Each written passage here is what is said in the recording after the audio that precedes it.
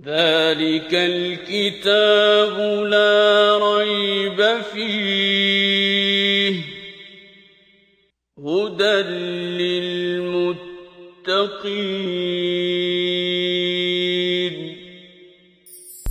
كتاب الله للأرواح روح به تحيا النفوس وتستريح كتاب الله شاکر لانعمہ، وہ اللہ کی نعمتوں کا شکر ادا کرنے والے تھے۔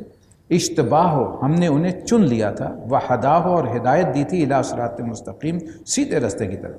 وآتیناہ فی الدنیا حسنہ، دنیا میں بھی اس کو بھلائی عطا فرمائی۔ وانہ فی الآخرۃ لمن الصالحین، اور آخرت میں بھی وہ یقیناً صالحین میں سے ہوں گے۔ ثم اوحینا الیک ان اتبع ملۃ ابراہیم حنیفا، اور پھر ہم نے آپ کو وحی بھیجی ہے محمد صلی اللہ علیہ وسلم کہ یکسو ہو کر ابراہیم کے طریقے پر چلو۔ وہ طریقہ کیا تھا؟ وما کان من المشرکین، وہ ہرگز مشرک نہیں تھے۔ وہ تمہیں بھی اب توحید کا رستہ اختیار کرنا، ایک اللہ کی بندگی۔ انما جعل السبت علی الذین اختلفوا فیہ، رہا سبت کا معاملہ، ہفتے کا دن جو یہود کے لیے مقرر کیا گیا تھا، تو وہ ہم نے ان لوگوں پر مسلط کیا تھا جنہوں نے اس کے احکامات میں اختلاف کیا تھا۔ وَإِنَّ رَبَّكَ لَيَحْكُمُ بَيْنَهُمْ يَوْمَ الْقِيَامَةِ فِيمَا كَانُوا فِيهِ يَخْتَلِفُونَ، اور یقیناً اللہ قیامت کے روز ان سب باتوں کا فیصلہ فرما دے گا جن میں وہ اختلاف کرتے رہیں۔ ادعوا الی سبیل ربک بالحکمت، اب یہ فائنل ہے، کنکلوژن ہے سورہ مبارکہ کہ اب آپ کو کیا کرنا ہے، کیا طرز عمل اختیار کرنا ہے۔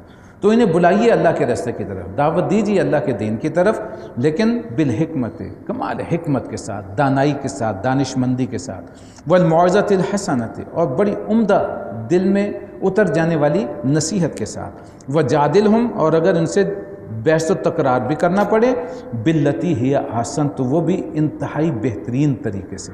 ان ربک هو عالم بمن ضل عن سبیلہ، تمہارا رب بہت خوب ہی جانتا ہے کہ کون ہے اس کے راستے سے بھٹکا ہوا، وہ عالم بالمہتدین، اور کون ہے جو راہ راست پر ہے۔ معاشرے میں آپ دیکھیں گے عمومی طور پر اگر انسانوں کو آپ تقسیم کریں تو تین قسم کے جو ہیں وہ گروہ سامنے آ جائیں گے۔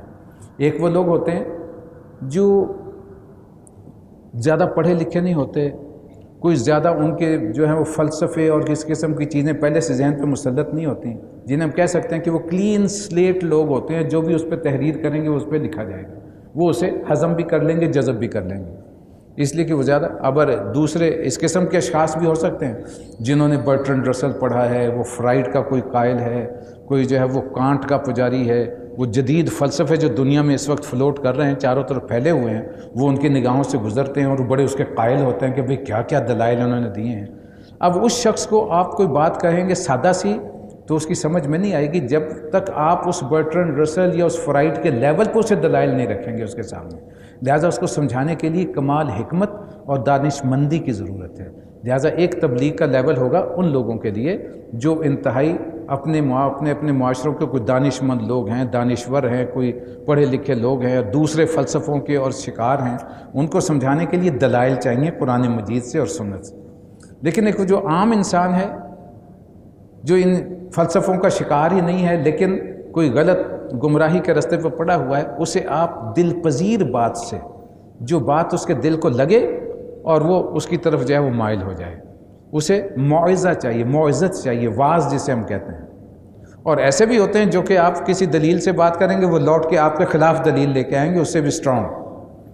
لیکن اگر آپ کے پاس بھی دلیل ہوگی تو آپ اس کی دلیل کو کاٹ سکتے ہیں، لیکن ان سے جھگڑا نہیں کرنا۔ جادلہم باللتی ہی احسن، جدال ہے، مجادلہ ہے، ایک دوسرے سے مقابلے پہ دلیلیں سامنے رکھنا، تو اس میں بھی بڑے احسن اور بہترین طریقے سے حلم کے ساتھ، بردباری کے ساتھ اپنے دلیل کو اسٹرانگلی ان کے سامنے رکھو، ان کے قائل مت ہو، انہیں قائل کرنے کی کوشش ہو، لیکن احسن طریقے سے، جھگڑالو نہیں۔ تو یہ تین ہیں دائی کے لیے ہدایات، کہ بالحکمہ والموعظۃ الحسنہ وجادلہم باللتی ہی احسن۔ وَإِنْ عَاقَبْتُمْ فَعَاقِبُوا بِمِثْلِ مَا عُوقِبْتُمْ بِهِ، اور اگر تم لوگوں سے بدلہ لو تو اسی قدر لو جس قدر تمہارے ساتھ زیادتی کی گئی ہو۔ وَلَئِن صَبَرْتُمْ، لیکن اگر تم صبر کی روش اختیار کرو گے، لَهُوَ خَيْرٌ لِلصَّابِرِينَ، تو جان لو اللہ جو ہے وہ صبر کرنے والوں کے ساتھ ہے، تمہارا یہ صبر جو ہے اسی کی توفیق سے ہے۔ وَاصْبِرْ وَمَا صَبْرُكَ إِلَّا بِاللَّهِ، تو صبر کیجئے، اللہ کی توفیق سے صبر کیجئے۔ وَلَا تَحْزَنْ عَلَيْهِمْ، اور ان لوگوں کی حرکتیں آپ کو غمگین نہ کریں۔ وَلَا تَكُ فِي ضَيْقٍ مِّمَّا يَمْكُرُونَ، تو ان کی جو چال بازیاں ہیں ان پر آپ کا دل تنگ نہ ہو۔ ان اللہ مع الذین اتقوا، بے شک اللہ ان لوگوں کے ساتھ ہے جو اللہ سے ڈرتے ہیں، خوف خدا رکھتے ہیں۔ والذین هم محسنون، اور وہ احسان پر عمل کرتے ہیں، نیکوکار ہیں اور اللہ کے حکم پر چلنے والے ہیں۔ بسم اللہ الرحمن الرحیم۔ اس کی پہلی آیت میں اس واقعے کا ذکر ہے جسے ہم اصطلاح میں معراج النبی کہتے ہیں صلی اللہ علیہ وسلم۔ سبحان الذی، اور یہ معراج کا وہ حصہ ہے جو زمینی حصہ ہے۔ حرم سے نبی اکرم صلی اللہ علیہ وسلم کو لے جایا گیا مسجد اقصیٰ تک۔ اقصیٰ کہتے ہیں دور کو، دور والی مسجد۔ تو اس وقت دور والی مسجد جو تھی وہ مسجد اقصیٰ تھی، یا بیت المقدس تھا جو یروشلم میں ہے۔ سبحان الذی اسریٰ بعبدہ، پاک ہے وہ جو لے گیا اپنے بندے کو راتوں رات، لیلاً، رات کے بھی ایک حصے میں، من المسجد الحرام الی المسجد الاقصیٰ، مسجد حرام سے دور کی اس مسجد تک، الذی بارکنا حولہ، جس کے ماحول کو اللہ نے برکت دی ہے، لنریہ من آیاتنا، تاکہ اپنی نشانیوں کا مشاہدہ کروائے، انہ هو السمیع البصیر، یقیناً وہی ہے جو سب کچھ سننے والا اور دیکھنے والا ہے۔ ابھی اتنا وقت تو نہیں ہے کہ تفصیل سے معراج النبی کا واقعہ بیان کیا جائے، بھائی اتنی بات سمجھ لیجئے کہ جو لوگ اعتراض کرتے ہیں کہ جی کیسے چلے گا، کیا پہلی بات فرمائی سبحان الذی، لے جانے والا کون ہے؟ وہ جو کہ پاک ہے، جو ہر کمزوری سے پاک ہے، ہر احتیاج سے پاک ہے، وہ پوری طاقت اور قوت رکھتا ہے کہ اس کائنات میں جو بھی چاہے وہ کر سکتا ہے، فعال لما یرید، وہ لے کے گیا۔ سبحان الذی اسریٰ، اسریٰ کہتے ہیں راتوں رات چلے جانا، وہ لے گیا اپنے بندے کو راتوں رات، بے عبد ہی، اور خصوصی طور پر نبی اکرم صلی اللہ علیہ وسلم کی نسبت عبدیت کو یہاں ظاہر کیا گیا کہ صرف روح محمدی نہیں صلی اللہ علیہ وسلم، اپنے بندے کو لے گیا، جسم اور روح کے ساتھ گئے رسول اللہ صلی اللہ علیہ وسلم، اس فزیکل باڈی کے ساتھ گئے رسول اللہ صلی اللہ علیہ وسلم، اور انہوں نے وہ مشاہدے فرمائے۔ بہت سے لوگ اعتراض کرتے ہیں نا وہ تو خواب میں یہ وہ ہوا ہوگا، اس لیے کہ اقلیت پرستی تو آج ہے نا، ریشنلزم بہت چھایا ہوا ہے ہمارے، تو لہٰذا یہ اعتراض بھی آتا ہے۔ لیکن یہاں بعبد ہی، اپنے بندے کو لے گیا، لیلاً، تمام رات بھی نہیں لگی، راتوں رات میں یہ ہو سکتا ہے کہ پوری رات میں لے گئے ہوں، یہاں فرمایا لیلاً، پھر ریپیٹ کیا گیا اس لیے کہ رات کے بھی ایک چھوٹے سے حصے میں۔ اب روایات میں آپ نے پڑھا ہوگا، سنا ہوگا کہ حضور صلی اللہ علیہ وسلم نے جو وضو کی تھی، جس بستر سے نکلے تھے واپس تشریف لائیں تو ابھی اس کی نواس باقی تھی، گرمی اس میں باقی تھی، دروازے کی کنڈی جو ہے وہ ہل رہی تھی، وضو کا پانی ابھی بہہ رہا تھا، یعنی اس میں گویا کہ کائنات اپنی جگہ پر ٹھہر گئی اس وقت۔ وہ نظام ہستی جو ہے اللہ نے روک دیا، کسی کو محسوس بھی نہیں ہوا، اللہ جو چاہے کر سکتا ہے، اس کا اختیار ہے۔ تو راتوں رات بھی ایک حصے میں، من المسجد الحرام الی المسجد الاقصیٰ، اس کا آسمانی حصہ جو ہے وہ پھر آگے سورہ نجم میں انشاءاللہ پڑھیں گے۔ الذی بارکنا حولہ لنریہ من آیاتنا، اس لیے کہ وہ اس علاقے میں، اس مسجد میں جہاں جس کے گرد و نواح کو اللہ نے برکت عطا فرمائی۔ اب سب سے بڑی برکت تو یہ، اب دیکھیے سیدنا ابراہیم علیہ السلام سے لے کر کے اور بھی رسولوں کا تذکرہ ہے کہ اب تک جو ہے کتنے صحابہ، کتنے انبیاء، کتنے رسول اس سرزمین میں مدفون، اور پھر وہ جیسے ہم پڑھ چکے ہیں کہ fertile crescent of middle east کہلاتا ہے، انتہائی زرخیز علاقہ اس پورے علاقے میں۔ تو یہ سب برکتیں ہیں جو اللہ تبارک و تعالیٰ نے اسے عطا فرمائی تاکہ انہیں اپنی بڑی بڑی نشانیوں کا مشاہدہ کروائے۔ انہ هو السمیع البصیر، یقیناً سب کچھ سننے اور دیکھنے والا ہے۔ اب اصل مضمون اس سورہ مبارکہ کا، اس کا ریفرنس آگے بھی آئے گا۔ وَآتَيْنَا مُوسَى الْكِتَابَ وَجَعَلْنَاهُ هُدًى لِبَنِي اسرائیل، ہم نے اس سے پہلے موسیٰ کو کتاب دی تھی اور اسے بنی اسرائیل کے لیے ذریعہ ہدایت بنایا تھا۔ اللہ تتخذوا من دونی وکیلا، اس تاکید کے ساتھ کہ میرے سوا کسی کو اپنا وکیل مت بنانا۔ وکیل کا لفظ ہے، اسی سے لفظ بنا ہے توکل، کسی پہ بھروسہ کرنا۔ ہمارے ہاں جو وکیل جسے وکالت کے لیے اپنا انگیج کرتے ہیں، اس پہ بھروسہ کر کے اپنا معاملہ اس کے سپرد کر دیتے ہیں۔ یہ جو ہے توکل اور اعتماد اور بھروسے سے یہ لفظ بنا ہے وکیل۔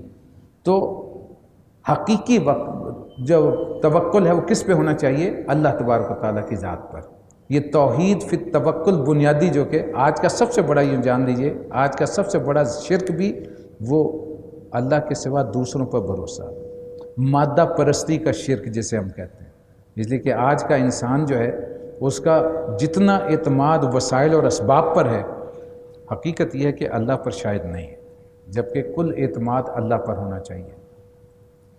تو اس ہدایت کے ساتھ کہ اس کے سوا کسی کو اپنا کارساز، اپنا وکیل نہ بنانا۔ ذریۃ من حملنا مع نوح، تم لوگ اولاد ہو ان کی جنہیں ہم نے نوح کے ساتھ کشتی پہ سوار کروایا تھا۔ اور آج تقریباً اس پہ اتفاق ہے کہ نو انسانی جو ہے حضرت سام، حام اور یافس کی اولاد ہے ساری کی ساری، اس لیے حضرت نوح علیہ السلام کو آدم ثانی بھی کہا جاتا ہے۔ انہ کان عبدا شکورا، اور نوح جو تھے ایک شکر گزار بندے تھے۔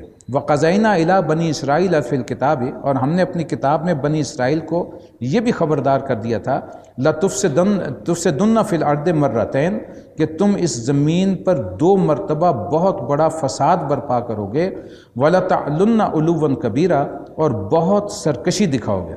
فاذا جاء وعد اولاہما، تو جب ان کی سرکشی کا پہلا موقع آیا، بعثنا علیکم عبادا لنا اولی باس شدید، تو اے بنی اسرائیل ہم نے تمہارے مقابلے میں اپنے ایسے بندے اٹھائے جو بڑے زور آور تھے۔ فجاسوا خلال الدیار، وہ تمہارے ملک میں گھس کے ہر طرف پھیل گئے۔ وکان وعدا مفعولا، اور یہ ایک وعدہ تھا جسے پورا ہو کر ہی رہنا تھا۔ یہ اشارہ ہے بخت نصر کے حملے کی طرف، جب اس نے یروشلم میں داخل ہو کر کے تقریباً 1.5 لاکھ سے زیادہ افراد کو قتل کیا، اور اتنے ہی افراد کو وہ قید کر کے بابل لے گیا تھا۔ یہ بنی اسرائیل کی تاریخ میں جو ہے یہ پیریڈ آف جو ہے وہ ڈایاسپورا کہلاتا ہے، کہ جب وہ منتشر کر دیے گئے، اسے قید کر کے وہ لے گیا ان سب کو۔ ثم رددنا لکم، اور یہ پھر ذوالقرنین اور جو دارا دوئم یا سوئم تھا اس کے زمانے میں پھر ان کی 150 سال بعد، اور حضرت عزیر علیہ السلام کی مسائی سے یہ لوگ واپس آئے، اور ہیکل سلیمانی وہ بالکل برباد کر گیا تھا، اس کی دوبارہ تعمیر ہوئی، دوسرا ہیکل تعمیر ہوا۔ جو پھر دوسرا جب فساد انہوں نے کیا، اللہ کے خلاف بغاوت اختیار کی، اپنے اعمال گندے ہو گئے، تو نتیجے میں پھر ٹائٹس 70 عیسوی میں ٹائٹس رومی کے ہاتھوں یہ شکار ہوا۔ ثم رددنا لکم کرۃ علیہم امددناکم باموال وبنین وجعلناکم اکثر نفیرا، تو اس کے بعد ہم نے پھر جو ہے ہم نے تمہیں پھر ان پہ غلبے کا موقع دیا، اور تمہارے مال اور اولاد سے مدد دی، اور تمہاری تعداد پہلے سے بھی بڑھا دی۔ ان احسنتم لانفسکم، تم نے بھلائی کی وہ تمہارے اپنے ہی کام آئی، وَإِنْ أَسَأْتُمْ، اور برائی کی تو وہ تمہیں اس کا نقصان خود اٹھانا پڑا۔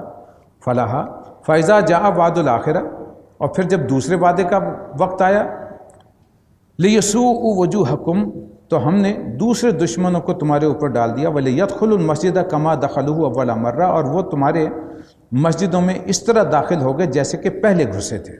پہلے بخت نصر جو گھسا تھا، اب ٹائٹس رومی۔ وَلَيُتَبِّرُوا مَا عَلَوْا تَتْبِيرًا، اور پھر جس چیز پر اس کا ہاتھ پڑا اس نے تباہ کر کے رکھ دی۔ بخت نصر نے تو جو ہے وہ بنیادیں نہیں اکھاڑی تھیں بیت المقدس کی، جو ہیکل سلیمانی اول تھا وہ اوپر سے گرا کر چلا گیا تھا، لیکن ٹائٹس رومی نے یہ کیا تھا کہ اسے جڑوں سے اکھاڑ دیا۔ صرف ایک دیوار کا کچھ حصہ رہ گیا تھا جو آج کل موجود ہے، وہ موجود ہیں بیت المقدس کی تصاویر، جس میں وہ دیوار گریہ جسے وہ آج کل کہتے ہیں ریننگ وال، یہ بہت بڑی ایک دیوار کا حصہ ہے جہاں جا کے یہودی جو ہے وہ پھر دعائیں مانگتے ہیں تیسرے ہیکل کی تعمیر کے لیے۔ اور یہی وہ دیوار ہے، وہ حصہ ہے جہاں وہ کنڈا ابھی بھی لگا ہوا ہے، جس کے متعلق مشہور ہے کہ نبی اکرم صلی اللہ علیہ وسلم نے اپنے براق کو اس کنڈے سے باندھا تھا۔ تو یہ جگہ مسلمانوں کے لیے بھی وہ بڑی متبرک جانی جاتی ہے، اور یہودی بھی وہاں جا کے جو ہیں وہ اللہ سے فریادیں کرتے ہیں، اور اس دیوار میں بوسیدہ سی دیوار ہو چکی ہے، اسے وہ مرمت نہیں کرتے، اسے اسی حالت میں چھوڑا ہوا ہے۔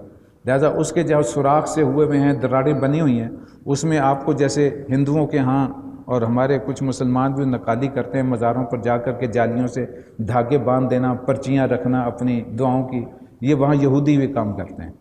عَسَىٰ رَبُّكُمْ أَن يَرْحَمَكُمْ، ہو سکتا ہے تمہارا رب اب بھی تم پر رحم کرے۔ وَإِنْ عُدْتُمْ، ادنا، لیکن اگر تم وہی روش اختیار کرو گے جو پہلے اختیار کی تھی تو اللہ بھی وہی کچھ کرے گا۔ وجعلنا جہنم للکافرین حصیرا، اور جو کافر لوگ ہیں یا اللہ کے ناشکرے ہیں ان کے لیے ہم نے جہنم کو قید خانہ بنا دیا ہے۔ ان ھذا القرآن یہدی للتی ہی اقوم، اور جان لو یعنی اگر بچنا چاہتے ہو، اللہ کے رحم کے مستحق بننا چاہتے ہو تو یہ قرآن ہے جو تمہیں سیدھا رستہ دکھاتا ہے۔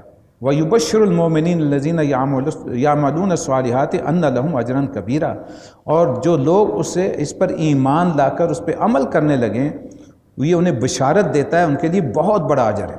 وَأَنَّ لِلَّذِينَ لَا يُؤْمِنُونَ بِالْآخِرَةِ، اور جو لوگ آخرت کو نہیں مانتے آتَتْنَا لَهُمْ عَذَابًا أَلِيمًا، تو ان کے لیے ہم نے دردناک عذاب تیار کر رکھا۔ وَيَدْعُو الْإِنسَانُ بِالشَّرِّ دُعَاءَهُ بِالْخَيْرِ، انسان کا حال یہ ہے کہ وہ شر اس طرح مانگتا ہے اللہ سے اپنی دعاؤں میں جس طرح کہ خیر مانگنا چاہیے۔ یہ بھی انسان کی ایک بہت بڑی کمزوری ہے جو انسان کو جسے غور و فکر کرنا چاہیے۔ اگلے الفاظ ہیں وَقَانَ الْإِنسَانُ عَجُولًا، کہ انسان جو ہے بڑا عجلت پسند ہے، وہ جلدی میں جو ہے کوئی ایسی چیز، جیسے بہت سے لوگ جو ہیں اللہ دولت دے دے، مال دے دے، پتہ نہیں وہ مال اور دولت مل کے انسان کا رستہ کھوٹا نہ ہو جائے۔ لہٰذا اللہ کچھ سے مانگنے والی شے ہے ہدایت۔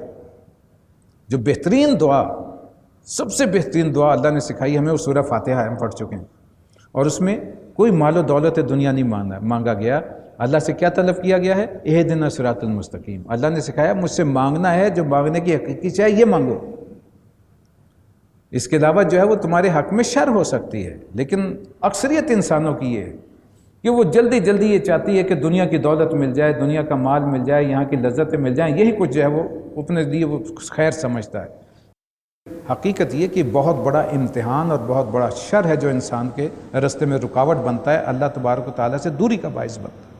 وَجَعَلْنَا اللَّيْلَ وَالنَّهَارَ آیَتَيْنِ، اور اسی طرح ہم نے رات اور دن کو دو نشانیاں بنا دیا ہے۔ فَمَحَوْنَا آیَتَ اللَّيْلِ، جب رات کی نشانی کو ہم نے بنایا ہے بے نور، اندھیرا ہوتا ہے۔ وَجَعَلْنَا آیَتَ النَّهَارِ مُبْصِرًا، اور دن کو بنا دیا روشن، لِتَبْتَغُوا فَضْلًا مِن رَبِّكُمْ، تاکہ تم اپنے رب کا فضل تلاش کرو۔ دنیا میں معیشت کی بھاگ دوڑ، محنت وہ دن میں ہوتی ہے۔ فضلا من ربکم وَلِتَعْلَمُوا عَدَدَ السِّنِينَ وَالْحِسَابَ، اور اسی کے ذریعے سے تم ماہ و سال کا حساب معلوم کر سکو۔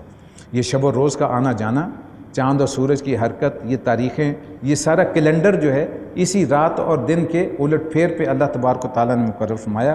وَكُلَّ شَيْءٍ فَصَّلْنَاهُ تَفْصِيلًا، اور ہم نے اس طرح ہر شے کو روشن کر کے واضح کر کے تمہیں بتا دیا۔ وَكُلَّ إِنسَانٍ أَلْزَمْنَاهُ طَائِرَهُ فِي عُنُقِهِ، ہر انسان کا اعمال نامہ اس نے اپنے گلے میں لٹکا رکھا ہے۔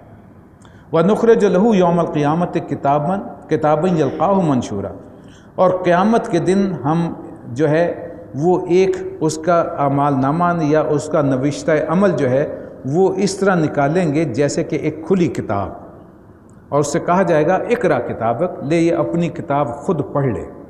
کفا بنفسک اليوم علیک حسیبا، آج تو اپنا حساب کرنے کے لیے خود کافی۔ ہمارے یہاں ٹیکس میں ہوتا ہے نا وہ سیلف اسیسمنٹ، کہ خود جو ہے والنٹریلی اپنی اسیسمنٹ کر کے جمع کرا دو، بھئی تمہیں نہیں پوچھا جائے گا۔ تو قیامت کے دن وہ سیلف اسیسمنٹ انسان خود کر سکے گا، وہ ڈیبٹ کریڈٹ اس کے سامنے ہوگا۔ کتاب اس کے گلے میں کیسے لٹکائی جائے گی اس کا ہم کوئی تصور تو نہیں باندھ سکتے، لیکن اعمال نامہ ایسا واضح اس کے سامنے ہوگا کہ وہ دیکھ رہا ہوگا کہ میں نے کس کس زندگی کے موڑ پر کیا کیا حرکتیں کیں، کیا کیا مجھ سے عمل صادر ہوئے، کتنی میں نے اللہ کے خلاف باغیانہ حرکتیں کیں، کتنی میں نے اس کی اطاعت شعاری دکھائی۔ وہ ڈیبٹ کریڈٹ کر کے خود دیکھ سکے گا کہ میں کہاں کھڑا ہوں۔ اقرا کتابک کہا جائے گا پڑھ اپنی کتاب، کفا بنفسک اليوم علیک حسیبا، آج اپنا حساب لگانے کے لیے تو خود ہی کافی ہے۔ من اہتدی فانما یہتدی لنفسی، تو جان لو اس دن جو کوئی رستہ اختیار کرے گا ہدایت کا اس زندگی میں وہ اس کی اپنے بھلائی کے لیے ہے، اس میں اپنی خیر ہے۔ ومن ضل، اور جو کہ گمراہی کا رستہ اختیار کرے گا فانما یضل علیہا، تو پھر اس کی گمراہی کا وبال بھی اسی پر ہوگا۔ ولا تزر وازرۃ وزر اخری، اور جان لو کہ اس دن کوئی بوجھ اٹھانے والا کسی دوسرے کا بوجھ ہرگز نہیں اٹھائے گا۔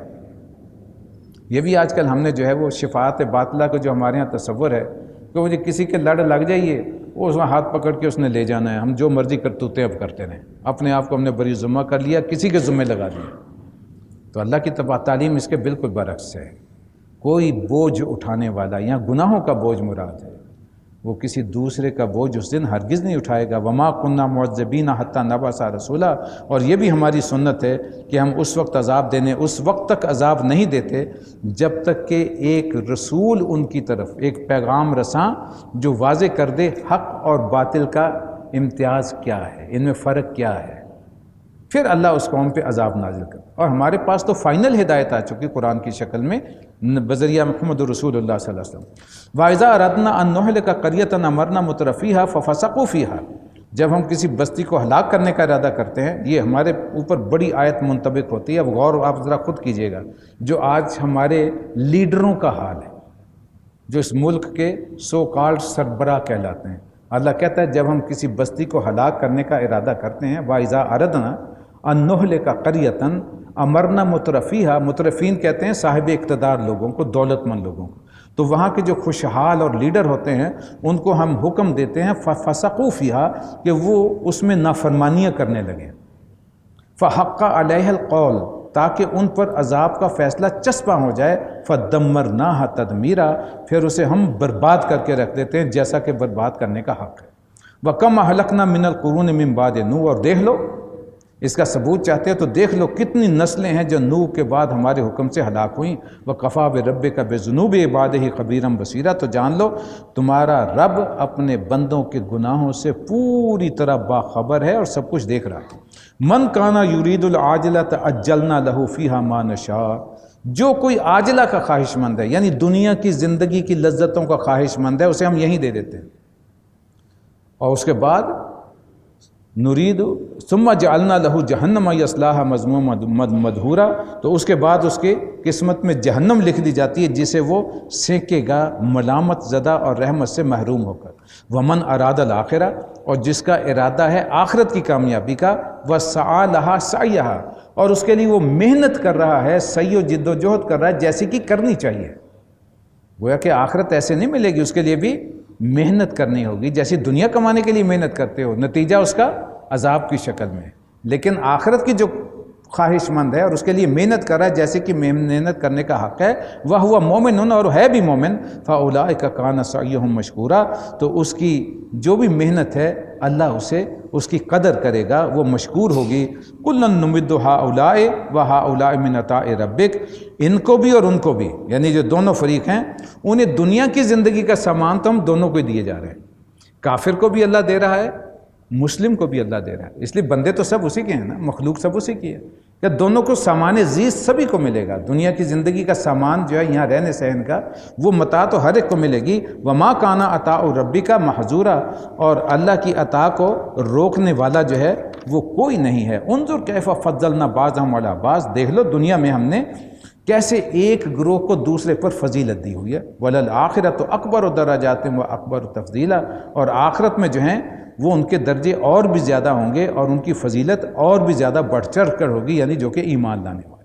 ولا تجعل مع اللہ الہا آخر، تو تمہیں کیا کرنا ہے کہ اللہ کے ساتھ کسی دوسرے کو معبود مت ٹھہراؤ، اگر ایسا کرو گے فتقعد مذموما مخذولا، تم دنیا میں رہو گے پھر ملامت زدہ اور بے یار و مددگار ہو کر کے۔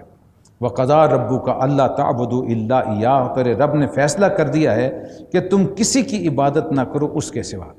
اب یہ وہ دو رکوع ہیں، تیسرا اور چوتھا اس سورہ مبارکہ کا، جس کے متعلق جو ہے حضرت عبداللہ ابن عباس رضی اللہ تعالیٰ عنہ کی روایت ہے کہ یہ تورات کے جو احکامات عشرہ تھے، جو لکھی ہوئی تختیوں کی شکل میں حضرت موسیٰ علیہ السلام دیا گئے تھے، ان کا قرآنی ورشن ہے یہ، اس کا قرآن میں اس کی اس طریقے سے اللہ نے اسے عطا فرمایا، اس انداز میں، گویا کہ وہی احکامات جو ہدایت انہیں دی گئی تھی وہی دی جا رہی ہے رسول اللہ صلی اللہ علیہ وسلم کو، اور یہ اب سامنے رکھی جا رہی ہے، اس لیے اسی سورہ میں وہ آیت آئے گی جس میں اجازت دی گئی ہجرت کی۔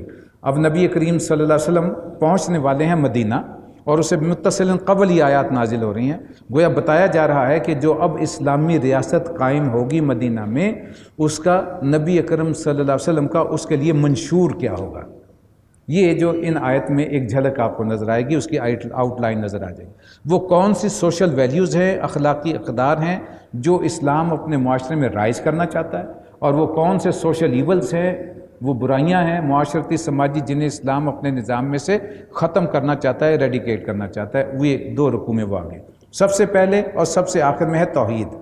یہ ہے بریکٹ یوں سمجھیں کہ پہلے مسلمان معاشرے کا جو ہے وہ سب سے بنیادی ایک اللہ کی بندگی، ایک اللہ کی عبادت کرنا. تو پہلے وہ آ گیا وَقَضَىٰ رَبُّكَ، اللہ نے یہ لکھ دیا، فیصلہ کن ہے اس کی طرف سے، اللہ تعبدو کہ مت کرو عبادت الا اياه سوائے اس کے. یہ پہلی چیز. دوسرا اب معاشرت میں آگے وَبِالْوَالِدَيْنِ احسانا، والدین کے ساتھ نیک سلوک کرو. یہ قرآن مجید میں ابھی 5 مرتبہ اللہ نے اپنے حق کے ساتھ والدین کے حق کو بیان کیا، اس میں سے یہ ایک مقام ہے، اور یہاں تفصیل ہے اس کی. کسی اور جگہ آپ کو اتنی تفصیل نظر نہیں آئے گی. اما یبلغن عندک الکبر احدہما او کلاہما، اگر تمہارے پاس ان میں سے کوئی پہنچے، ایک یا دونوں بوڑھے ہو کر، فلا تقل لہما اف، تو انہیں اف تک مت کہو، ولا تنہرہما، انہیں جھڑکو مت، وقل لہما قولا کریما، بلکہ ان کے ساتھ بہت ہی اکرام اور احترام کے ساتھ بات کرو. ذلك الكتاب لا ريب فيه هدى للمتقين.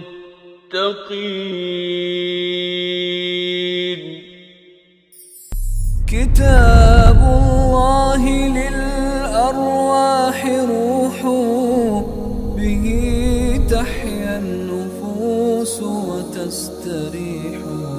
كتاب الله